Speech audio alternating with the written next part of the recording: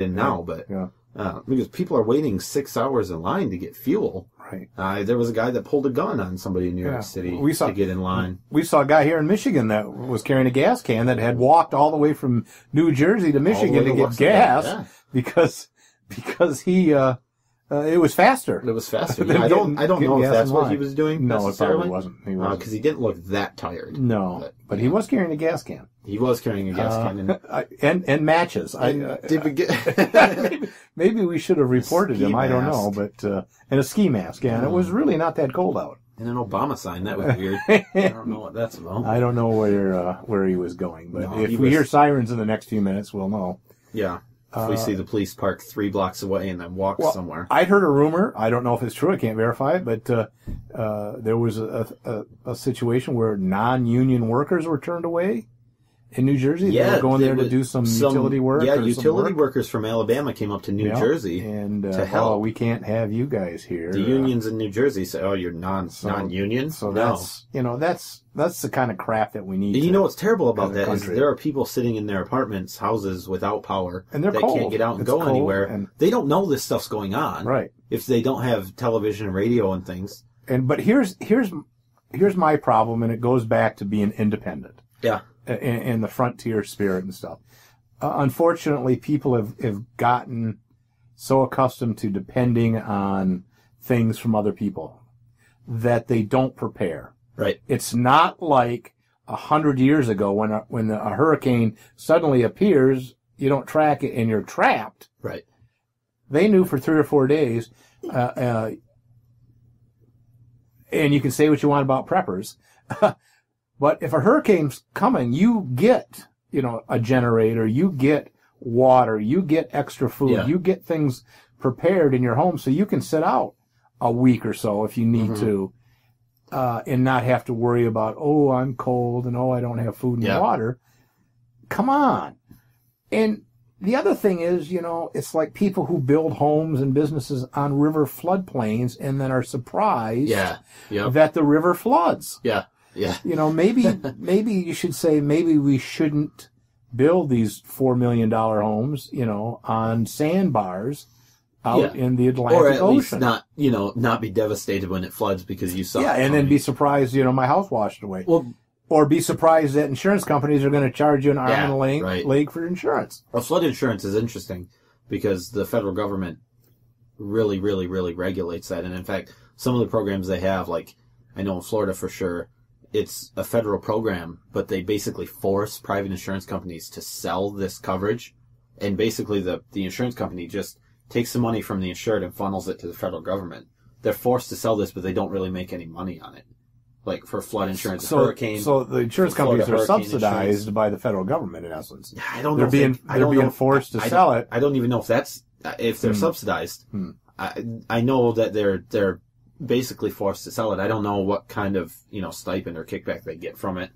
The federal government has no place in that, but that's a different issue. What blows my mind is even in Michigan, we see it with winter storms coming and things, be prepared for a week or two or these hurricanes. You go into a supermarket and the milk's gone, right? Like people are buying a gallon of milk, 2 gallons of milk to prepare for this long storm, and it's like, well, milk kind of goes bad when you don't have power. Right. They get milk and eggs and cheese and it's they have canned milk, condensed milk, like our grandmothers used. Yeah. You add water to it and you have milk. What you need to get are dry staples foods last. Things that you can cook with water, stuff to make a fire would be a good idea, and some water. If you have a grill, try to, but and even stuff you can eat cold. Oh yeah, for sure. And food insurance is a company. They're actually a sponsor on my food insurance. Food insurance, yeah. They're actually a sponsor on CapeConservative.com,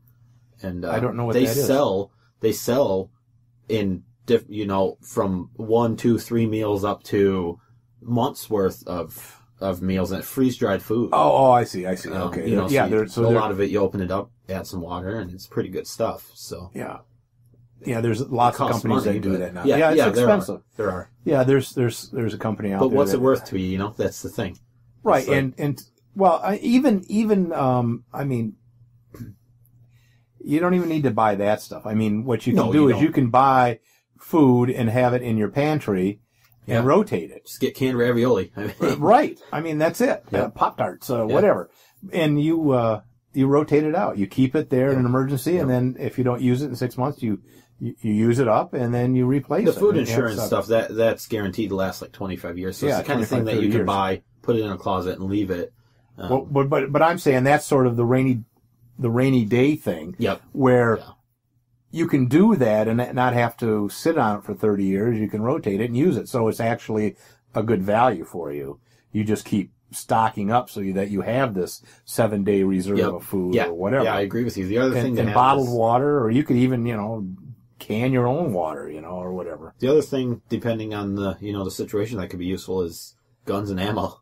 Yeah. On the other hand, if you totally lose your house, which some of these people did. Yeah. The house is gone. You can't prepare for that. No. And, no. And so, you're screwed. It's nice to have like a backpack or some sort of pack that if you evacuate or whatever, you can grab it and go. Yeah. Not everybody's able to do that. I mean, we're saying that but there's older people that can't do this and disabled people, and they're always going to have those kinds of people. Where neighbors and right, and that's where relatives, come in, friends, and neighbors. Churches are one of the best places for these sort of things. They always jump in, and help out and have big food drives. But you can't rely on anybody. No, but yourself. You shouldn't. If at all possible, you shouldn't rely on anybody else. Definitely don't rely on the federal government. Right. Both candidates suspended their campaign for a couple days. Which that was nice. It was, it was a gesture, right? Romney turned his campaign events actually into fun drives, and the very nice, the worthless people on MSNBC. One in particular, I don't remember. How do you feel I don't about care. One them? of the old, ugly women on MSNBC. Be kind. That is kind. Oh. I'm trying to make this appropriate. You are sweetening it up? Yeah, I am sweetening it up. That's what took me so long to get the words out. Yeah. Well, she started complaining about how, Romney's having a food drive for the Red Cross, and the Red Cross doesn't want your food donations, and that's a terrible thing. They don't want your food donations. They want money. Give them money. I'm like, really? I don't know. Yeah, that's what she was saying. It's like, I think they'll take it. And in fact, they said, of course they will, because take it. You know what tastes better than $1 bills? Food? Anything. Actual food? Anything. Like $20 bill? $20 bills are a little bit better. A little better? Yeah. But I don't know. I'll take a can of ravioli. Actually, I think I would have a worse reaction to eating a $20 bill than I would eating a $1 bill. Probably. Just because I would realize that it's $19 more dollars. Yeah, that's an expensive meal. And money buys you a lot when you're stuck in your apartment. That's just the point, what would you rather have, a can of ravioli or a $10 bill? Right, yeah, exactly. And I understand the Red Cross needs money to pay for services and things too. Of course they can use money. Boy, bottled water and food is good, blankets. And you know what? If the Red Cross doesn't want it because they have enough or whatever, fine. I'm sure Romney was smart enough and you can do local. To give it to somebody else if other churches if Red Cross didn't want and it. Other private charities. Yeah, for sure. That's just crazy to me.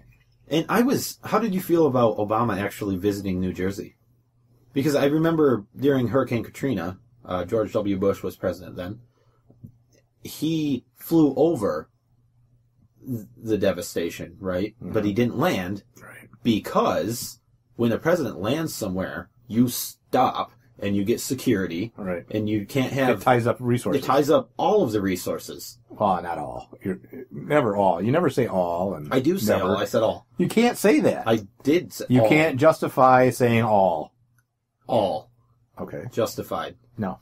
Obviously, it ties up many resources, Brian. Okay, we might be at odds at this, but we are at odds. But yeah, no, it ties up enough resources that it negatively affects the I understand what you're saying. So you're saying that President Obama personally visiting the devastation was a bad thing because it tied up resources. Yeah, I can't talk to that because I don't know exactly what. What's interesting to me. How did he get there? I mean, Well, I think he flew in on a helicopter. That's what I'm Air saying. Force One landed Right, somewhere. And he took a helicopter in there with some security detail. Easy peasy, cheesy peasy. And you think none of the local state police had to be tied Very up to few. help? Very few. I doubt that. Oh, come on. I doubt it. That. I doubt it. Seriously doubt it. No, I don't. What's interesting, Chris Christie. There was a few of them maybe, but not Chris many. Christie, there should be zero, right? Don't you think that's better? Chris Christie, the huge Romney surrogate, invites Obama to come visit.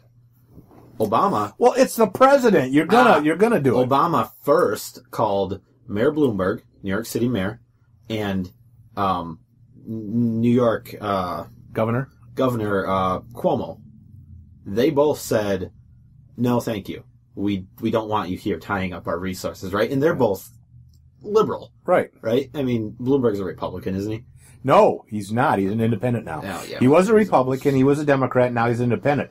That's what I hate so much about him, other than his political stances, is that he's a wishy-washy dink. Right, yeah. You can just be a moderate independent, and that's okay, right? What do you... No. Something said not good. Yeah. But they said no, and it seems like they're the ones that would love to schmooze with the president, right? But they said nope. Now, Bloomberg... Well, maybe they were in better shape, too. I don't know. Well, I think they might have been. Isn't that more of an argument to not have the president come tie up your resources? You're right. I think so. Yeah. The Bloomberg, we had the stories that they had a marathon scheduled. Right. They were going to go through with it. They were going to go through with it and kick people out of the hotels. And just today he said no. He said, yeah, he made the right decision on that. Yeah, finally. Why would you even consider it, though? Right. But there's benefit concerts going on and everything like that. So... but I don't think the hurricane will really affect the turnout of the election. Voting in those states is going to be interesting. I guess they're going to have military vehicles as polling places and do all sorts of interesting things.